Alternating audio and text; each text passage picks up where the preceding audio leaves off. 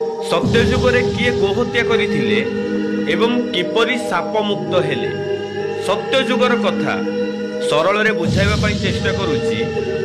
मतामत आपण माने कमेंट माध्यम निश्चय जणाइबे।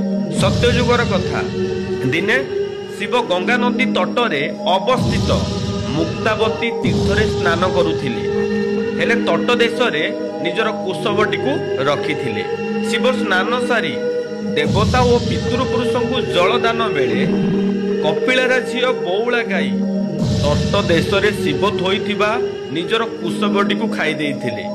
से समय रे आकाश मार्ग रे थाई विश्ववसु देखुछंती एवं ए विषय शिव को विश्ववसु कहिले। शिव एक कथा सुनी हठात रागी उठार आघात रे बौलार गंडी मुंड अलगा करि देइथिले। फल रे गोहत्या पापरे भागी हेले। किंतु शिव हठात रागी जिबारु भलमंद विचार न करी कपिलार झील को निधन कले। निधन पर शिव मुंडरे चिंता पशिला जे से गोहत्या पापरे भागी होइछंती बोली।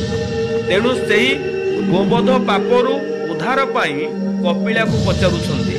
कपिला कहिले झील बौलार अस्थिरे माळ करी पिंधि गोबरर पाउंस देहरे बोली होई प्रति तीर्थरे एक दिन लेखाएं रही दिन राति भितरे लक्षे तीर्थ दर्शन करी रात्र समय रे गोरु गोठरे शयन करिब।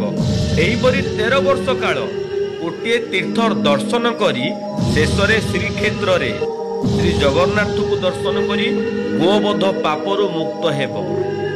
एवं आउ जहा पाप आपणकर रहिबो मणिकर्णिका तीर्थ रे दर्शन परे गोवध पापरु संपूर्ण भाव मुक्त हेब।